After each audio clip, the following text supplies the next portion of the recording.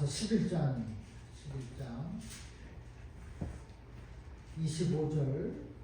25절부터 26절까지 말씀 보겠습니다. 256페이지 로마서 11장 25절부터 36절 제가 봉독하겠습니다. 25절 11장 25절 형제들아 너희가 스스로 지혜 있다 하면서 이 신비를 너희가 모르기를 내가 원하지 아니하노니 이 신비는 이방인의 충만한 수가 들어오기까지 이스라엘의 더러는 우둔하게 된 것이라. 그리하여 온 이스라엘이 구원을 받으리라 기록된 바 구원자가 시온에서 오사 야곱에게서 경건하지 않은 것을 돌이키시겠고 내가 그들의 죄를 없이 할 때에 그들에게 이루어질 내 언약이 이것이라 함과 같으니라.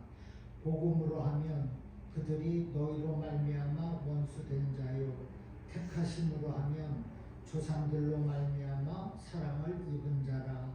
하나님의 은사와 부르심에는 후회하심이 없느니라. 너희가 전에는 하나님께 순종하지 아니하더니 이스라엘이 순종하지 아니하므로 이제 긍휼을 입었는지라. 이와 같이 이 사람들이 순종하지 아니하니 이는 너희에게 베푸시는 긍휼로 이제 그들도 긍휼을 얻게 하려 하심이라. 하나님이 모든 사람을 순종하지 아니하는 가운데 가둬두심은 모든 사람에게 긍휼을 베풀려 하심이로다. 깊도다 하나님의 지혜와 지식의 풍성함이여 그의 판단은 헤아리지 못할 것이며 그의 길은 찾지 못할 것이로다. 누가 주의 마음을 알았느냐? 누가 그의 모사가 되었느냐? 누가 주께 먼저 드려서 갚으심을 받겠느냐? 이는 만물이 주에게서 나오고 주로 말미암고 주에게로 돌아가니라. 그에게 영광이 세세에 있을지어다. 아멘.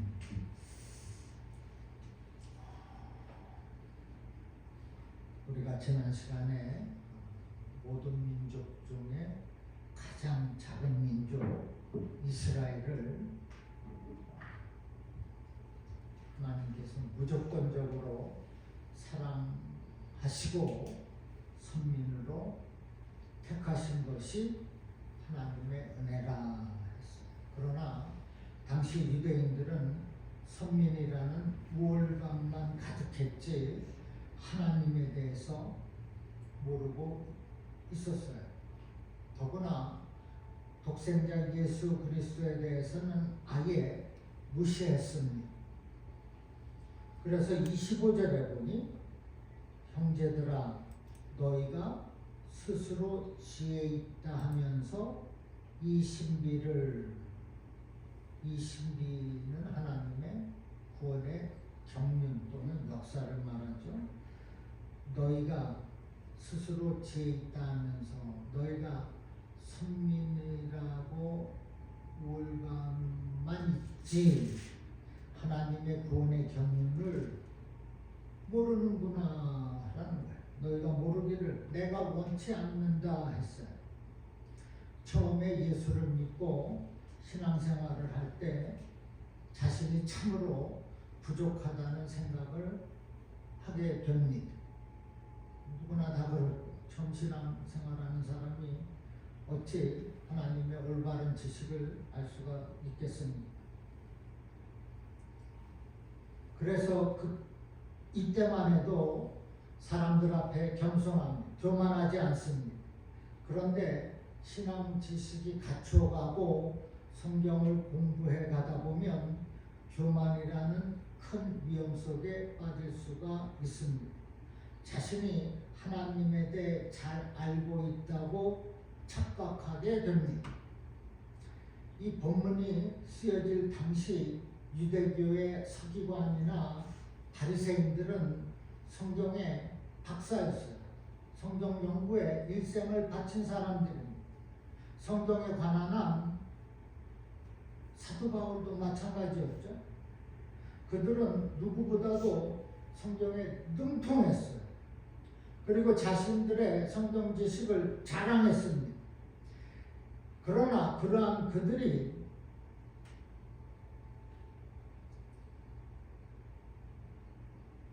복이 있는 삶을 살았습니까? 그렇지 않습니다. 도리어 저주가 되었어요. 왜 그렇습니까? 그들의 그 지식이 올바르지 않기 때문입니다. 그들은 성경 지식은 많았지만은 그 본질을, 그 진리를 제대로 알지 못했기에, 깨달지를 못하였기에 그 지식으로 인하여서 도리어 망하게 되었던 것입니다. 사도 바울은 10장 2절에서 그들이 하나님께 열심히 있으나 올바른 지식을 따른 것이 아니니라라고 증언했습니다. 그들은 예수를 예언하고 있는 그 성경의 지식으로 도리어 예수를 어떻게 했습니까? 송사했어요. 그리고 십자가에 못 박아 죽였습니다. 얼마나 어이가 없습니다. 그들은 잘못된 지식에 빠져서 교만하게 되었고 그로 인해 인류 최대의 죄악을 저지르고 말았어요. 그래서 우리가 성경의 이 진리를 올바르게 깨닫는 것이 중요합니다. 성경의 가르침을 모르면 망하게 됩니다. 잠언 10장 21절에 의인의 입술은 여러 사람을 교육하나 미련한 자는 지식이 없어 죽느니라 했습니다. 그래서 성경을 바르게 알지 못하면 내가 알고 있는 그 성경 지식이 나를 살리는 것이 아니라 죽이는 지식이 된다는 거예요. 더욱이 사람은 어느 누구도 성경의 가르침 곧 하나님에 대하여 온전히 알지 못합니다. 하나님에 대하여 무엇이든 다 아는 것처럼 교만해서는 안 된다는 거예요. 어설픈 그 성경 지식을 자랑하고 교만해지는 것은 자기를 망하게 하는 지름길입니다.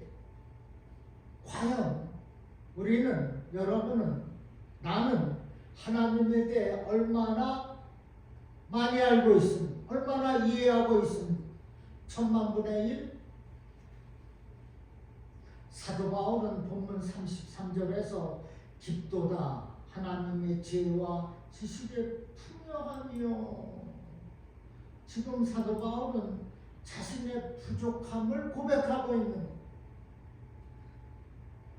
내가 성경은 너무나 많이 알고 있어. 많이 배웠어. 10의인 중에 10의인이요 가말리엘 문화의 수제자입니다. 그런데 하나님의 지혜와 지식에 부유하며 그 깊은 하나님의 그 진리를 너무나 모른다는, 부족하다는 겁니다. 시편 73편의 저자 아삽은 하나님의 끝없는 지혜를 깨닫고 자신을 우매한 짐승이라고 고백하기까지 했습니다. 이처럼 하나님의 지혜는 우리가 한 번도 가보지 못한 저 우주처럼 하나님께서 보여주시고 가르쳐 주시지 아니하시면 헤아릴 수도 측정할 수도 없습니다. 그러므로 우리는 스스로 지혜 있다고 생각하는 우매한 자가 아니라 하나님의 끝없는 이 지혜를 날마다 사모하는 겸손한 자가 되어야 하는 것입니다. 그 몇 마디 말로 자신의 성경 지식을 자랑하기보다는 진실한 회개의 눈물을 흘리는 신실한 믿음의 사람이 되어야 한다는 것이에요.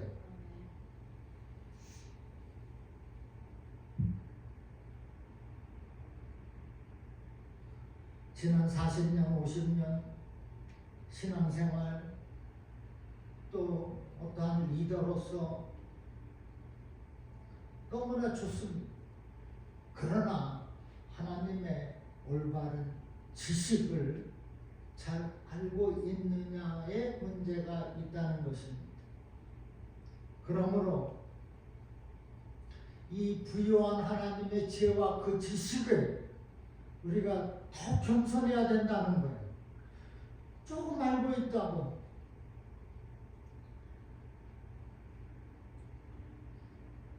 그런 사람들이 있습니다. 여러분, 몇 안 되는 성경의 지식을 자랑의 재료로 삼는 것이 아니라 자신의 모든 생각과 판단을 하나님께 맡기는 것이, 그것이 신실한 지도자, 믿음의 사람이 되는 것입니다. 본문 29절에 하나님의 은사와 부르심에는 후회함이 없느니라 했어요. 이 말씀은 이스라엘에 대한 하나님의 선택, 내가 그들을 선민으로 택한 그 선택에는 변함이 없으시다는 거예요. 지금 이렇게 망나니같이 굴어도 내가 너를 사랑한다는 것입니다. 내가 너를 선택했다는 거예요. 당시 이스라엘의 이 불순종으로 인하여서 오히려 이방인들이 구원이 되기 시작합니다. 어떻게 보면 하나님께서 이스라엘 유대인들을 버린 듯처럼 보여요.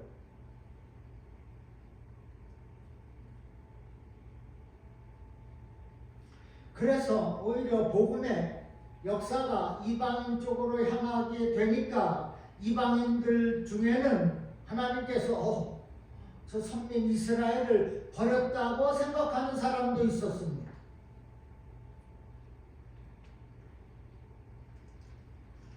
그러나 이스라엘의 이와 같은 불순종은 이방인의 구원을 위한 하나님의 섭리에 따른 것이라는 거예요.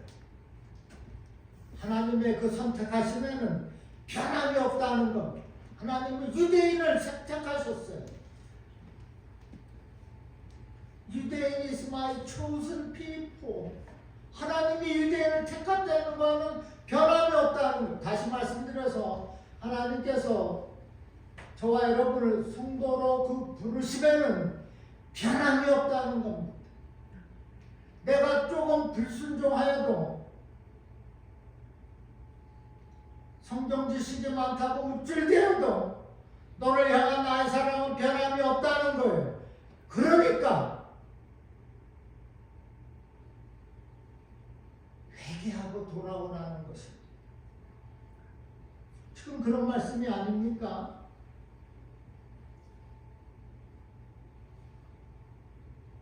이방인들은 이 하나님의 백성들이 저 모양이니까 하나님이 우리들에게 이제 복음의 역사를 전개하는구나 라고 생각하고 있는 겁니다.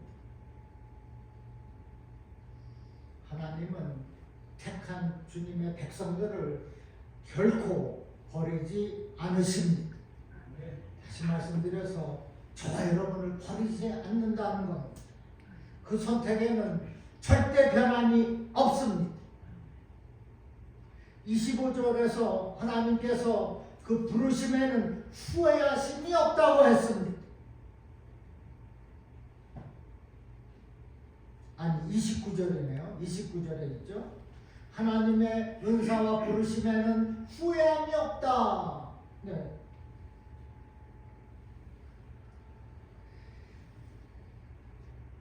하나님께서는 인간이 우리가 불순종한다고 해서 언약에 대하여 후회하시거나 선택을 포기하지 않으신다는 겁니다.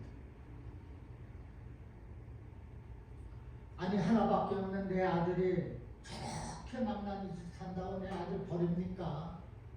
절대로 안 버립니다. 마찬가지. 선택함을 받은 그들에게는 하나님의 변함없는 사랑이 있다는 것입니다. 우리에게 있는 거예요. 우리에게. 사무엘상 15장 29절에 보면 이스라엘의 지존자는 거짓이나 변개함이 없으시니 그는 사람이 아니심으로 결코 변개하지 않으심이니이다. 이스라엘의 지존자가 누굽니까? 전능하신 하나님 아닙니까? 하나님은 거짓이나 변개함이 없으시니 하나님은 사람이 아니심으로 결코 변치 않는다는 것입니다. 시편 33편 11절에는 여호와의 계획은 영원히 서고 그의 생각은 대대에 이르리로다 했습니다.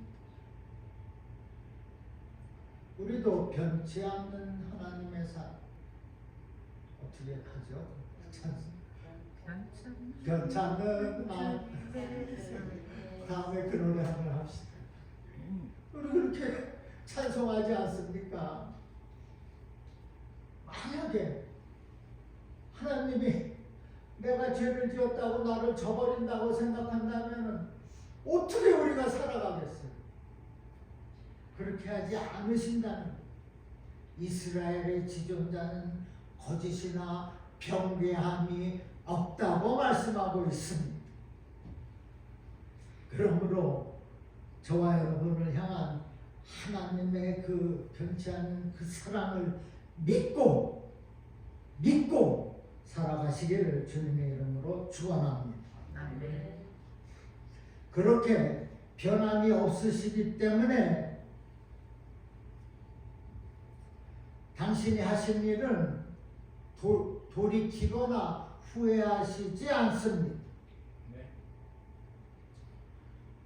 이것이 바로 우리의 구원을 확신할 수 있는 근거가 되는 겁니다.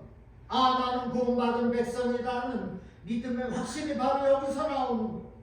하나님은 편치 않으시는 분이시기 때문에 후회하지 않기 때문에 그렇습니다. 하나님이 만약에 조변 석계 아침에 변하고 저녁에 또 변하고 한다면 우리가 어떻게 우리의 구원을 확신할 수가 있겠습니까? 하나님은 편치 않으신다. 저와 여러분의 그 부르심에 결코 후회가 없으시다. 믿습니까? 아멘. 물론 우리가 죄를 지으면 하나님께서 징계하십니다. 그래서 우리가 고통을 당할 수 있어요. 심지어는 하나님이 나를 버렸구나라고 생각할 수도 있겠어요. 하지만 하나님은 한 번 부르신 자에 대하여서 징계는 하실지언정 결코 버리시지는 않습니다. 하나님은 이스라엘이 범죄할 때마다 징계하셨지만은 결코 그들을 버리신 일이 없습니다. 지금도 이 많은 서울 그 작은 나라가 그 큰 나라를 대항하면서 싸우고 있지 않습니까? 이란 땅이 얼마나 선민으로서 변치 않는 하나님의 사랑이 있기 때문에 그렇습니다. 이스라엘은 항상 승리하게 되어 있어요. 그런데 그 이스라엘이 저와 여러분이라는 것입니다. 부르심을 입은 택함을 받은 우리가 항상 승리하게 되는 것입니다. 30절, 31절 우리 함께 볼까요? 30절, 31절 우리 한번 같이 읽어볼까요? 너희가 전에는 하나님께 순종하지 아니하더니 이스라엘이 순종하지 아니하므로 이제 긍휼을 입었는지라. 이와 같이 이 사람들이 순종하지 아니하니 이는 너에게 베푸시는 긍휼로 이제 그들도 긍휼을 얻게 하려 하심이라. 이렇게 문장이 길면은 한참 봐야 돼요. 중간중간에 좀 마침표가 있으면은 좀 이해하기가 쉬운데, 자, 여기서 바울은 이스라엘 백성이 순종하지 않는 것과 이방인들도 과거에는 하나님께 순종하지 않았다는 말을 함으로써 지금 이방인들이 구원받는 것처럼 이스라엘도 언젠간 회복될 것이라는 것을 시사하고 있는 것입니다. 지금 이방인들의 구원이 오히려 이스라엘의 구원의 지름길이 되고 있다는 거예요. 아까 그러지 않았습니까? 너희의 불순종함으로 인하여서 이방인들한테 구원이 향하고 있다.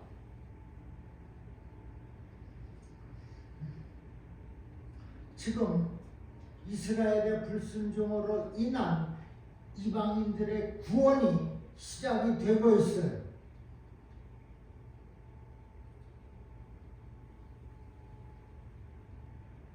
우리가 잘 믿는다고 하지만은 지금 막 믿음의 생활을 시작한 그 사람에게 하나님의 눈이 향할 수가 있습니다.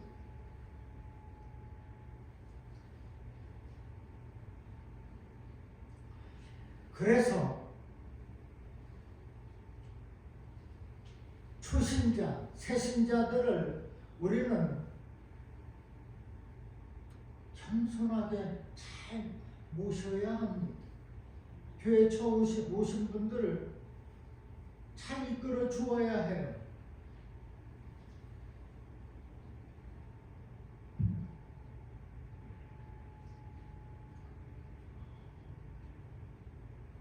지금 막 믿은 사람들 쉽게 생각해서는 안 됩니다. 왜?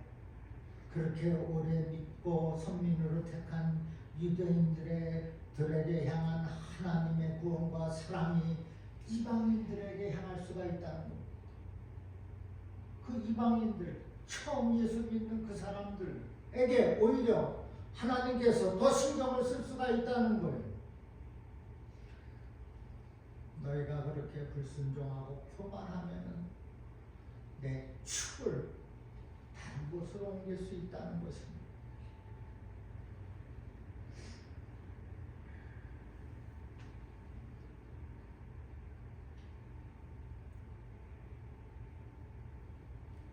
그런데 쉽게 생각하지. 장로라고 직분자라고 어깨에 힘만 들어가 있습니다. 목사도 마찬가지.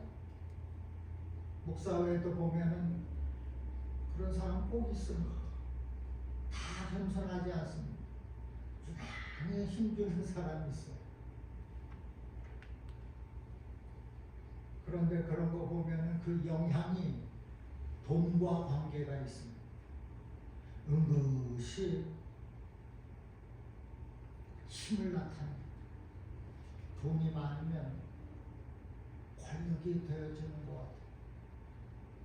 그래서는 안 되는데 하나님의 축이 옮겨질 터인데 그런다는 것입니다. 우리는 하나님을 만난 그 첫사랑을 끝까지 유지하고 겸손해야 할 줄로 믿습니다. 아멘. 또한 우리를 회개에 이르도록 하신 하나님께 늘 감사해야 돼요. 회개가 없다면은 그 장로, 그 목사 똑같습니다.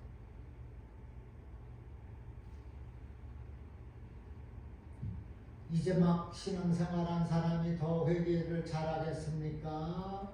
신앙으로 경력이 쌓인 사람이 회개를 더 잘하겠습니다.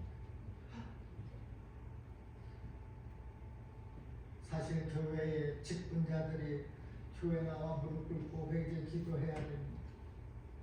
새벽에 나와 기도해야 돼요. 근데 안 나오지 않습니까?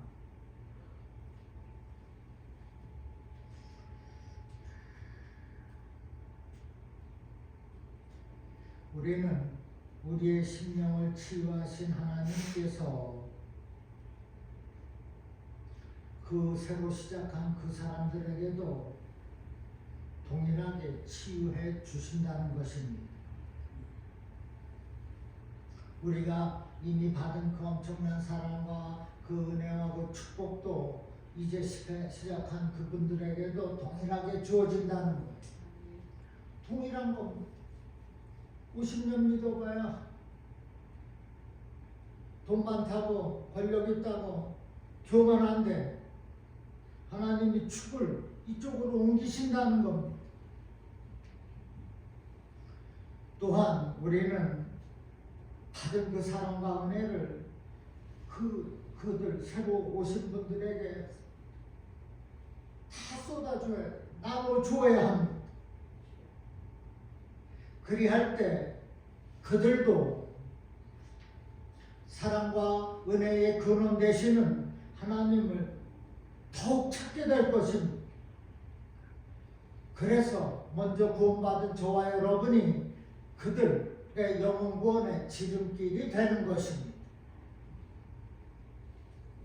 사도 바울은 유대인들의 불신을 통하여서 이방인들을 구원하시고 또 이방인들의 구원을 통해 유대인들이 다시 구원의 길로 인도하시는 하나님의 섭리를 지금 보고 있어요. 그러면서 33절에 깊도다 하나님의 지혜와 지식의 풍성함이요 그의 판단은 헤아리지 못할 것이며 그의 길은 찾지 못할 것이로다 라고 고백하고 있습니다.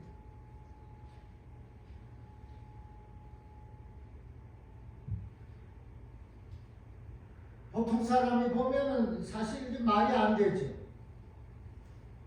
어떻게 이방인을 통하여서 유대인들의 구원을 지금 한다고 말씀하고 있습니까?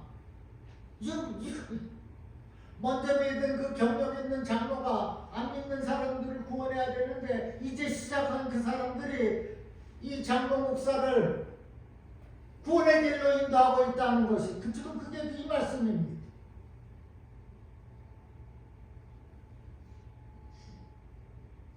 즉 하나님의 구원의 섭리는 우리의 눈으로 볼 때는 이해가 되지 않고 실패한 것 같고 도저히 이루어질 수 없는 것 같이 보여도 하나님의 구원의 그 계획, 그 섭리는 변함이 없다는 것.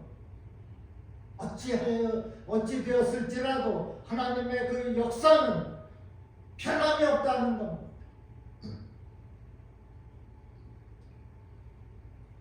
오직 완전한 구원을 향하여서 달려가고 있는 것입니다. 지금 하나님께서는 선민 유대인들의 타락과 범죄함에도 불구하고 계획하신 구속사를 계속 진행해 가고 계시는 것입니다.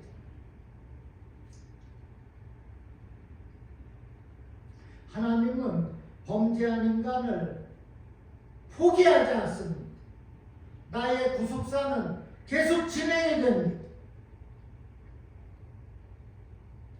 그리고 하나님은 얼마든지 더 나은 존재 만드실 수도 있습니다. 그러나 그렇게 하지 않습니다. 지금 있는 그 사람들, 내가 부른 그 백성들을 가지고 구원의 역사를 계속 이어나가겠다는 겁니다. 그 장로들이 불순종하고 그 목사가 교만하다 할지라도 지금 새로운 그 사람들이 믿음이 약할지라도 나의 구원의 역사는 계속 이어진다는 것입니다.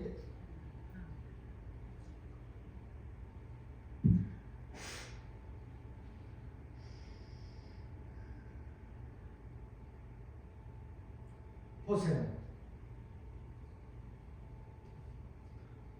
우리 하나님께서 아담과 하와가 범죄했습니다. 범죄했을 때 그냥 놔뒀습니까?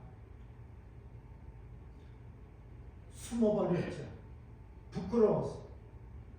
벗은 몸이 부끄러워진 겁니다. 그렇게 느껴지기 시작한 거예요. 죄를 지고 나니까. 그때 하나님은 가죽 옷을 입혀주셨어요. 그냥 버려두지 않으셨습니다. 즉 구원의 역사를 계속 진행하고 계신 것입니다. 그리고 죄인들의 그 구원을 위해서 독생자 예수 그리스도를 이 땅에 보내주시지 않았습니까?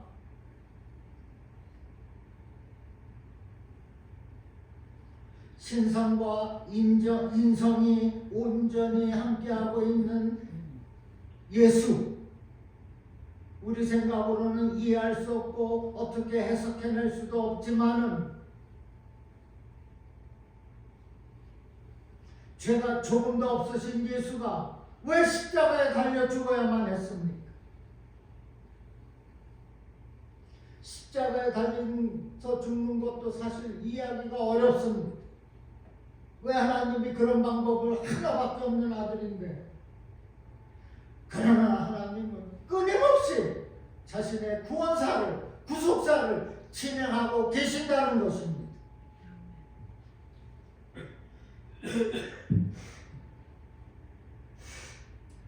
예수님이 얼마나 힘들었으면 나의 하나님, 나의 아버지 어찌 나를 이렇게 버리셨나이까? 어떻게 얘기하면 철저하게 신성과 인성 하나님이신데 지금 아버지 하나님으로부터 철저하게 외면을 당했어요. 예수님.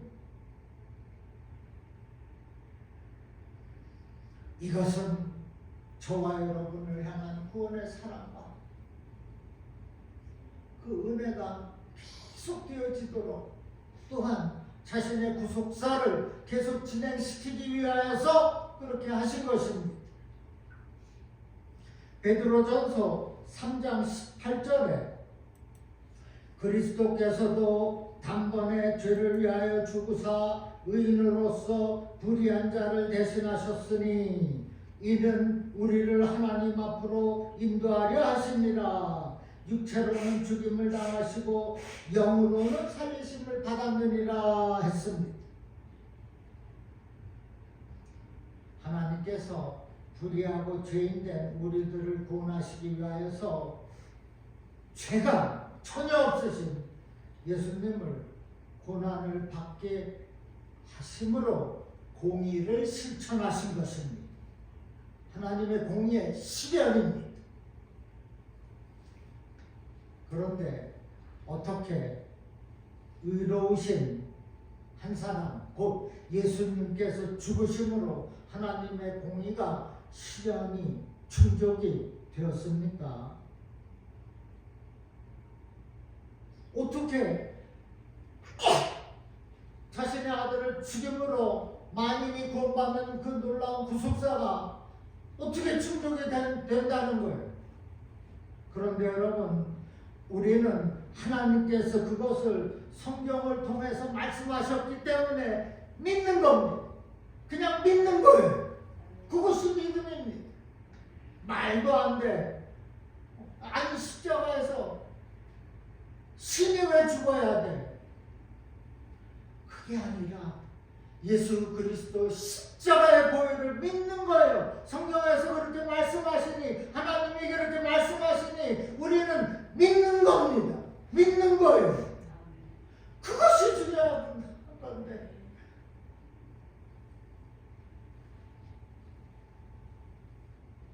믿음으로 받아들이는 저와 여러분 되기를 주님의 이름으로 축복합니다. 아멘. 논리적으로 따지지 않는 겁니다.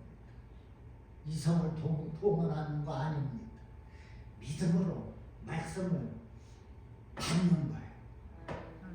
Take. 그 사람이 승리자입니다. 그 사람은 천국에 갑니다. 끝까지 근심하고 따지고 왜 그렇게 해?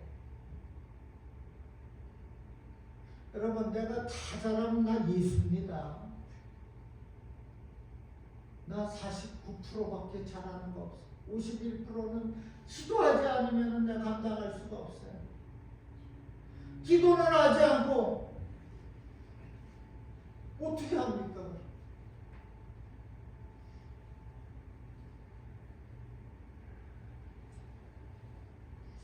이어지는 34절에 누가 주의 마음을 알았느냐?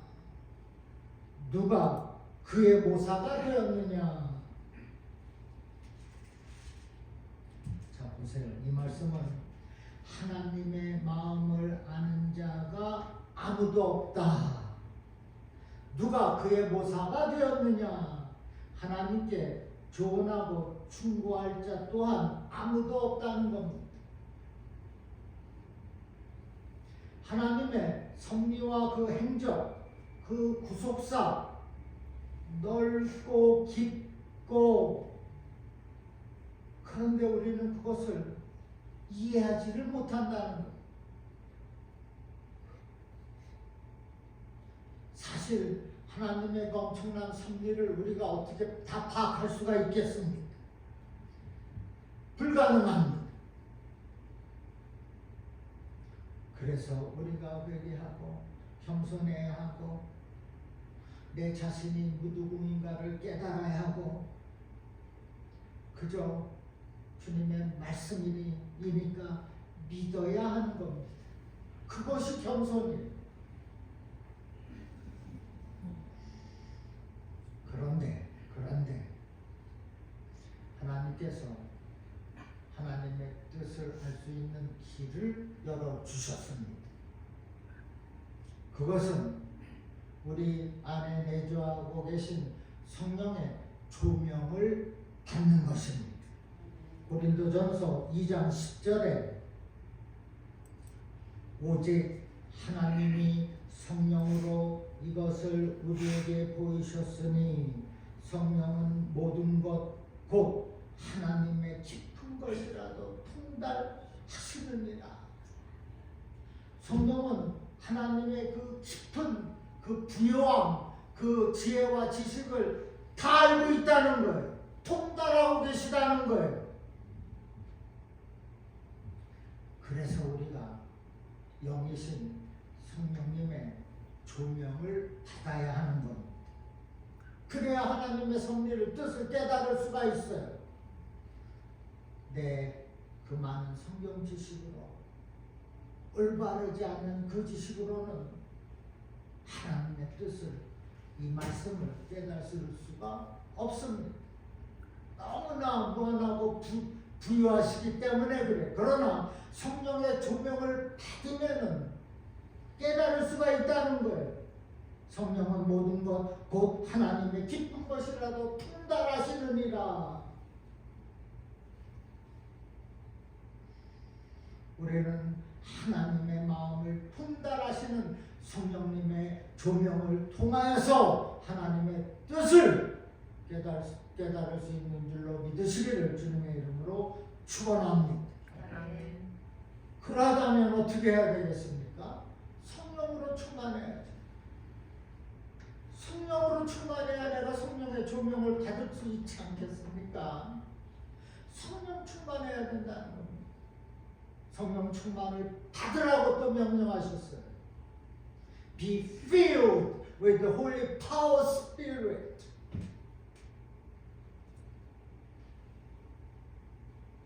성령 없으면 하나님의 기쁘신 뜻을 통달할 수 없습니다. 여러분은 성령의 충만함을 항상 언제나 늘 사모하시기를 주님의 이름으로 축원합니다. 아멘. 누가복음 11장 13절에 너희가 악할지라도 좋은 것을 자식에게 줄 알거든 하물며 너희 하는 아버지께서 구하는 자에게 성령을 주시지 않겠느냐 하시니라. 주님의 말씀입니다. 내가 하늘 아버지께 성령을 구하면 주신다는 거예요. 얼마나 쉽습니까? 내가 기도하고 간구하면 성령이 나한테 온다는 거예요. 충만함이 있다는 것입니다. 이 말씀대로 하나님께 성령을 구하며 사시기를 주님의 이름으로 또한 축복합니다. 아멘. 너무나 중요합니다. 35절에 누가 주께 먼저 드려서 갚으심을 받겠느냐. 이 말씀은 누가 하나님께 무엇을 드린 대가로 하나님의 축복을 받게 된다는 생각은 잘못된 생각이라는 거예요. 내가 건축헌금을 10만 불을 했어. 그럼 하나님께서 나한테 갚아주시겠지. 그렇게 하지 말라는 것입니다. 10만 불 헌금하였더니 장안에 내 이름만 자자합니다. 하나님의 영광은 한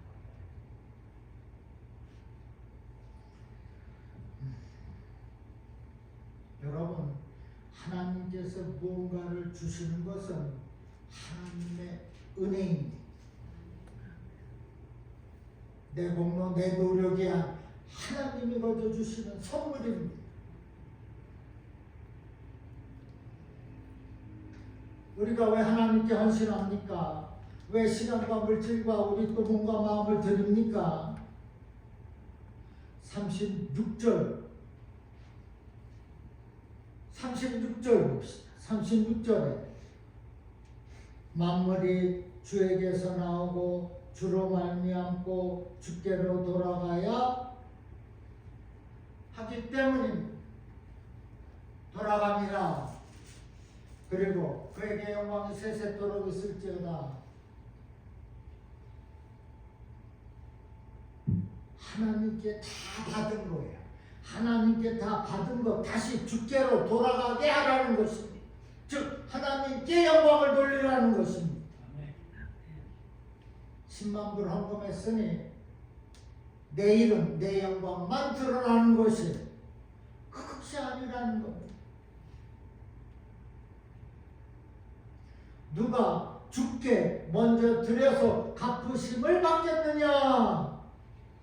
많이 그렇게 드려봐야 소용이 없다는 것, 갚으심 없다는 겁니다. 무엇을 드린 대가로 하나님으로부터 축복을 받아야지 받겠다는 그 생각은 잘못이라는 겁니다. 그렇게 주신 것 하나님의 은혜라고 여겨야 된다는 겁니다. 만물이 주에게서 나오고 주로 말미암고 주께로 돌아가야 하심이라. 그래서 하나님께서는 영광을 받으시겠다는 말씀이지 않습니까? 그래서 우리가 하나님의 은혜를 받고 나면 깨닫는 것이 모든 것이 하나님 것이라는 겁니다. 내 목숨, 내 생명, 내 아들, 내 자식도 사랑하는 것 다 하나님 거예요. 은혜를 받고 깨달으면 그러한 지경까지 가게 되는 것입니다. 그렇게 못하기 때문에 자기 이름, 자기만이 드러나게 된다는 것입니다. 우리는 하나님께서 허락하신 그 모든 것을 지켜가면서 청지기의 삶을 사는 것입니다. 또 어떤 사람은 하나님께서 주신 그 모든 축복이 내가 헌신을 많이 해서 그렇게 생각하는 사람들도 있습니다. 당연히 하나님은 저와 여러분의 헌신을 기뻐하시고 또 그들에게 부족함 없이 채워주십니다. 그런데 하나님이 우리의 헌신하는 나에게 꼭 뭔가를 갚아주셔야 할 것처럼 생각해서는 안 된다는 것입니다. 그러고 하나님께 요구할 수가 없다는 거예요. 내가 이만큼 했으니 이만큼 갚아주십시오. 먼저 드렸다고 갚으심을 받겠느냐?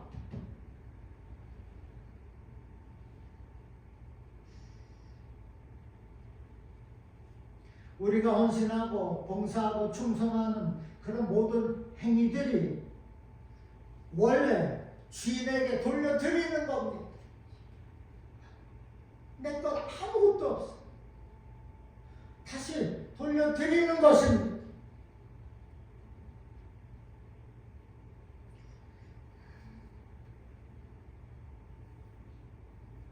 지금 누리고 있는 이 중앙교회 이러한 섬김도 다 하나님 거예요. 우리는 누리고 있는 거예요. 그리고 다시 다 돌려드리는 것입니다. 그것이 영광이에요. 영광. 그에게 영광이 세세에 있을지어다 라고 말씀했습니다. 그러므로 하나님께서 허락하신 그 모든 것, 우리가 가지고 있는 그 모든 것, 내 것이 아니라 하나님의 것입니다. 내가 누리고 사용하고 영광을 돌리면서 이제 다 돌려드리는 겁니다.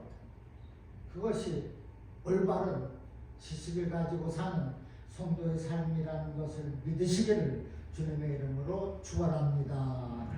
기도하겠습니다. 아버지 감사합니다. 하나님께서 주신 그 은사, 하나님께서 결코 후회하지 않으시는 줄로 믿습니다. 받은 그 은사, 그 부르심, 내가 하나님의 뜻에 따라 합당하게 누리며 또 영광을 돌리며 살겠사오니 주님, 부족한 저희들에게 믿음을 더하여 주시옵소서. 그리하여서 하나님의 사랑을 받은 자로서 그 사랑을 전하며 살아가도록 또한 인도하여 주시옵소서. 무엇보다도 성령으로 충만하기를 원합니다. 성령의 조명을 받고 살겠사오니 주여 성령께서 충만함으로 인도, 역사, 축복하여 주시옵소서. 감사하며 예수님의 이름으로 기도하옵나이다. 아멘.